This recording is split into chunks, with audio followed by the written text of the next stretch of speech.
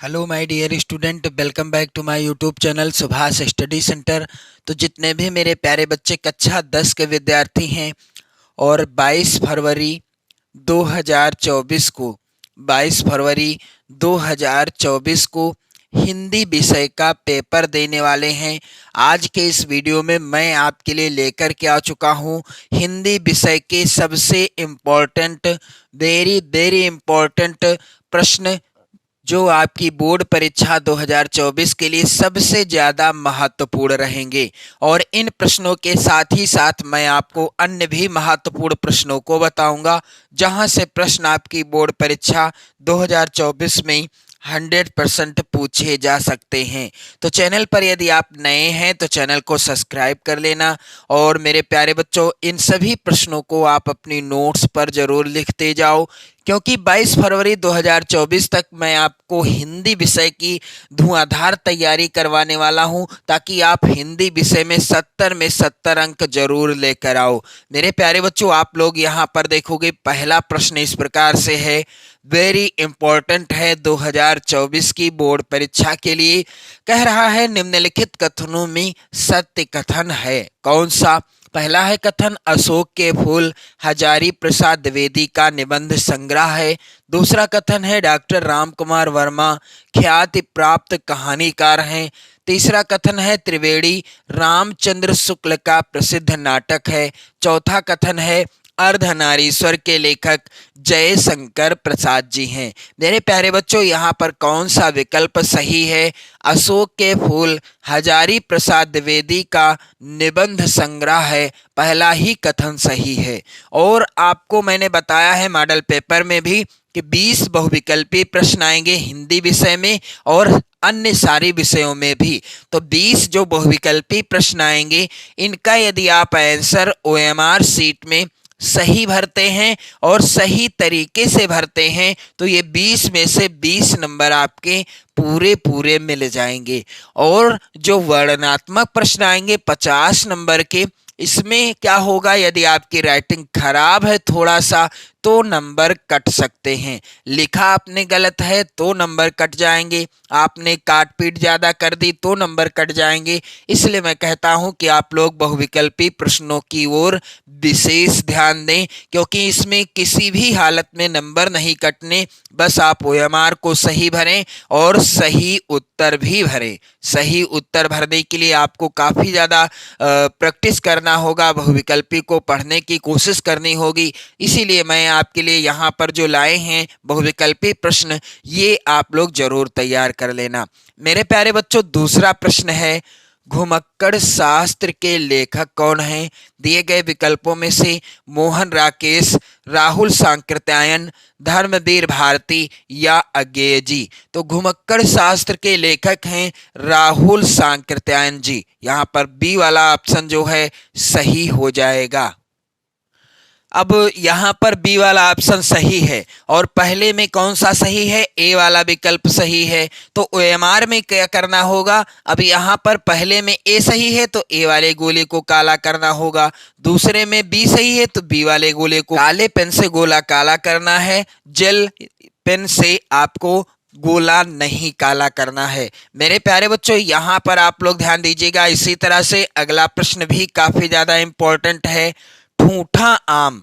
ठूठा आम किसकी रचना है? तो ठूठा आम क्या हजारी प्रसाद द्विवेदी जी की रचना है, महावीर प्रसाद द्विवेदी जी की रचना है, या फिर भगवत शरण उपाध्याय जी की रचना है, या फिर मेरे प्यारे बच्चों रामधारी सिंह दिनकर जी की रचना है? तो ठूठा आम जो रचना है, यह रचना है किसकी? भगवत शरण उपाध्याय जी की। यहाँ पर सी वाला विकल्प सही होगा। मेरे प्यारे बच्चों, ठूठा आम किस विधा पर आधारित रचना है? तो यह जो है निबंध विधा पर आधारित रचना है। यदि प्रश्न में आता है कि ठूठा आम हिंदी गद्य की किस विधा पर आधारित रचना है, तो यह निबंध विधा पर आधारित रचना है। इसके लेखक कौन है? डॉक्टर भगवत शरण उपाध्याय जी। प्रश्न अगला है मेरे प्यारे बच्चों, पानी में चंदा और चांद पर आदमी के लेखक कौन हैं? विकल्प है पहला जयशंकर प्रसाद, दूसरा है विकल्प जयप्रकाश भारती, तीसरा विकल्प है धर्मवीर भारती, चौथा विकल्प है महादेवी वर्मा।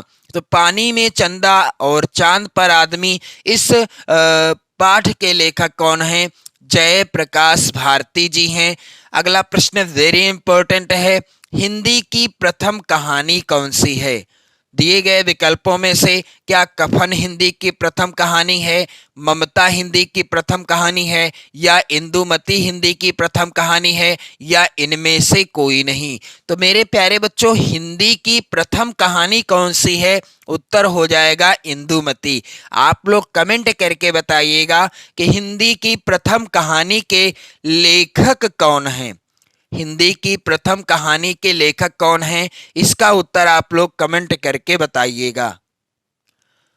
अगला प्रश्न है मेरे प्यारे बच्चों, यहाँ पर अंजलि काव्य के रचयिता कौन हैं? तो यहाँ पर आप लोग ध्यान दीजिएगा, अंजलि काव्य के रचयिता कौन हैं? विकल्प इस प्रकार से दिए गए हैं, पहला है वियोगी हरि, दूसरा है राम कुमार वर्मा, तीसरा है विष्णु प्रभाकर, चौथा है राम नरेश त्रिपाठी। तो अंजलि काव्य के रचयिता कौन हैं? इस प्रश्न का उत्तर हो जाएगा राम कुमार वर्मा, अंजलि काव्य के रचनाकार हैं। अगला प्रश्न है मेरे प्यारे बच्चों, हरी घास पर क्षण भर के लेखक हैं। दिए गए विकल्पों में से हरी घास पर क्षण भर के लेखक कौन हैं? विकल्प है धर्मवीर भारती, दूसरा है विकल्प जयशंकर प्रसाद, तीसरा विकल्प है अज्ञे जी, चौथा है इनमें से कोई नहीं। तो हरी घास पर क्षण भर के लेखक कौन हैं?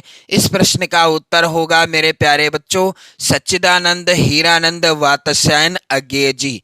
प्रश्न अगला है, वीर गाथा काल के कवि कौन हैं? महाकवि भूषण हैं, केशवदास हैं, चंद बरदाई हैं, या घनानंद हैं? तो इसका उत्तर होगा वीर गाथा काल, जिसे आदिकाल के नाम से भी जाना जाता है। वीर गाथा काल को चारण काल भी कहा जाता है, वीर गाथा काल को सिद्ध सामंत काल भी कहा जाता है। तो मेरे प्यारे बच्चों, इस काल के प्रसिद्ध कवि हैं चंद बरदाई। दिए गए विकल्पों के अनुसार वीर गाथा काल के कवि कौन हैं? चंद बरदाई जी हैं, और इनकी प्रसिद्ध रचना है जो कि हिंदी का प्रथम महाकाव्य माना जाता है, पृथ्वीराज रासो। पृथ्वीराज रासो हिंदी का प्रथम महाकाव्य माना जाता है और इसके रचनाकार हैं चंद बरदाई जी। अगला प्रश्न है, परशुराम की प्रतीक्षा के लेखक कौन हैं? क्या अज्ञे जी हैं, रामधारी सिंह दिनकर जी हैं, नगेंद्र जी हैं, या हजारी प्रसाद द्विवेदी जी हैं? मेरे प्यारे बच्चों, परशुराम की प्रतीक्षा रामधारी सिंह दिनकर जी की रचना है। अगला प्रश्न है यहाँ पर, आंसू के रचनाकार कौन हैं? पहला विकल्प है आंसू के रचनाकार हैं हरिऔध जी, दूसरा विकल्प है मैथिली शरण गुप्त, तीसरा विकल्प है महादेवी वर्मा, चौथा है विकल्प जयशंकर प्रसाद। आंसू के रचनाकार कौन हैं? इस प्रश्न का उत्तर होगा मेरे प्यारे बच्चों जयशंकर प्रसाद जी के द्वारा लिखी गई रचना है आंसू। अगला प्रश्न है मेरे प्यारे बच्चों, हास्य रस का स्थायी भाव क्या होगा? तो हास्य रस का स्थायी भाव क्या होगा? क्या हास होगा, शोक होगा, भय होगा, या रौद्र होगा? तो हास्य रस का स्थायी भाव क्या है? करुण रस का स्थायी भाव क्या है? करुण रस का स्थायी भाव है शोक। भय किस रस का स्थायी भाव है? भयानक रस का। मेरे प्यारे बच्चों, यहाँ पर रौद्र लिखा हुआ है लेकिन यह अस्थायी भाव नहीं है, ये रौद्र रस है। और इस रस का स्थायी भाव क्या होता है? क्रोध होता है। क्रोध होता है रौद्र रस का स्थायी भाव। हास है किस रस का स्थायी भाव? हास्य रस का। तो हास्य रस का स्थायी भाव क्या है? हास है। करुण रस का स्थायी भाव शोक है। भयानक रस का स्थायी भाव भय है और रौद्र रस का स्थायी भाव क्रोध है। अगला प्रश्न है मेरे प्यारे बच्चों, उपमा के कितने अंग होते हैं? उपमा के कितने अंग होते हैं? 4 होते हैं, 5 होते हैं, 6 होते हैं, या फिर 7 होते हैं? तो उपमा के 4 अंग होते हैं। प्रश्न अगला है, रोला में कितने चरण होते हैं? तो यहाँ पर विकल्प है, पहला आप लोग ध्यान देंगे पहला है विकल्प 2, दूसरा विकल्प है 4, तीसरा विकल्प है 8 और चौथा विकल्प है 6। तो रोला छंद में कुल 4 चरण होते हैं। कितने? 4 चरण होते हैं। अगला प्रश्न है आकर्षण शब्द में किस उपसर्ग का प्रयोग किया गया है? मेरे प्यारे बच्चों, पहला है विकल्प बी, दूसरा विकल्प है मान, तीसरा विकल्प है अक और चौथा विकल्प है बड़ा आ, जिसे कहते हैं दीर्घ आ। मेरे प्यारे बच्चों, आकर्षण शब्द में किसका प्रयोग किया है? दीर्घ आ का प्रयोग किया गया है। यानी आकर्षण जो शब्द है इसमें किस उपसर्ग का प्रयोग हुआ है? दीर्घ आ यानी बड़ा आ का प्रयोग हुआ है।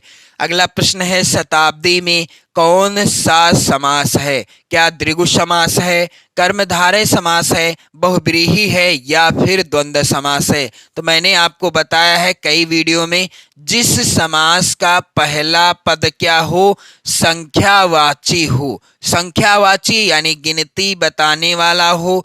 दूसरा पद किसी समूह या समाहार का ज्ञान कराए। समूह या समाहार का ज्ञान कराए, वहां पर होता है कौन सा समास? द्विगु समास होता है। और इस उदाहरण में यानी यहाँ पर जो शब्द लिखा है शताब्दी, इसमें पहला पद क्या है? सत है। पहला पद है सत और दूसरा पद क्या है? आब्दी। दूसरा पद है आब्दी। अब सत का अर्थ है 100। सत का क्या अर्थ है? 100। आब्दी यानी वर्ष या वर्षों का समूह या समाहार। आप लोग ध्यान देंगे, 100 वर्षों का समूह या समाहार। पहला पद है संख्यावाची गिनती बताने वाला सत यानी 100 और बाकी का किसी समूह या समाहार का बोध करा रहा है, इसलिए यहाँ पर कौन सा समास है मेरे प्यारे बच्चों? द्विगु समास है। प्रश्न अगला है रात का तत्सम क्या होगा? क्या रात्रि होगा, निशा होगा, दिन होगा या इनमें से कोई नहीं? तो रात का तत्सम क्या हो जाएगा मेरे प्यारे बच्चों? रात्रि हो जाएगा। अगला प्रश्न यहाँ पर वेरी इंपॉर्टेंट है और सेम इसी पैटर्न पर आधारित प्रश्न आएंगे आपकी बोर्ड परीक्षा 2024 में। ये मेरी 100% की गारंटी है मेरे प्यारे बच्चों। अगला प्रश्न है तद स्त्रीलिंग शब्द का पंचमी विभक्ति बहुवचन का रूप क्या होगा? तो इस प्रश्न का उत्तर होगा मेरे प्यारे बच्चों ताभ्य हो जाएगा। क्या? ताभ्य हो जाएगा इस प्रश्न का उत्तर। अगला प्रश्न है वाक्य का वह भाग जो उद्देश्य के बारे में सूचना देता है कहलाता है। क्या कहलाता है? विधेय, पदक्रम, शब्द या जिज्ञासा। तो वाक्य का वह भाग जो उद्देश्य के बारे में सूचना देता है कहलाता है क्या मेरे प्यारे बच्चों? इस प्रश्न का उत्तर हो जाएगा विधेय कहलाता है।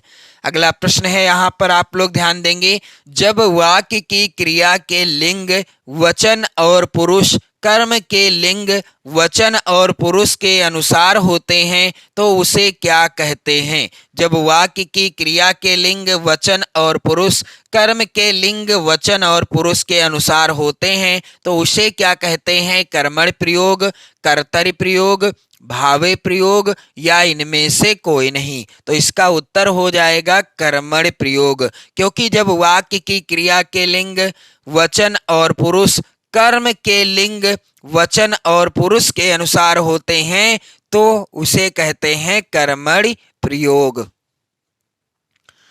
अगला वेरी इंपॉर्टेंट प्रश्न है मेरे प्यारे बच्चों, जिन शब्दों का प्रयोग संज्ञा के स्थान पर किया जाता है उन्हें क्या कहते हैं? क्या सर्वनाम कहते हैं, क्रिया कहते हैं, विशेषण कहते हैं या अपव्यय कहते हैं? तो जिन शब्दों का प्रयोग संज्ञा के स्थान पर किया जाता है उन्हें हम क्या कहते हैं मेरे प्यारे बच्चों? इस प्रश्न का उत्तर हो जाएगा सर्वनाम।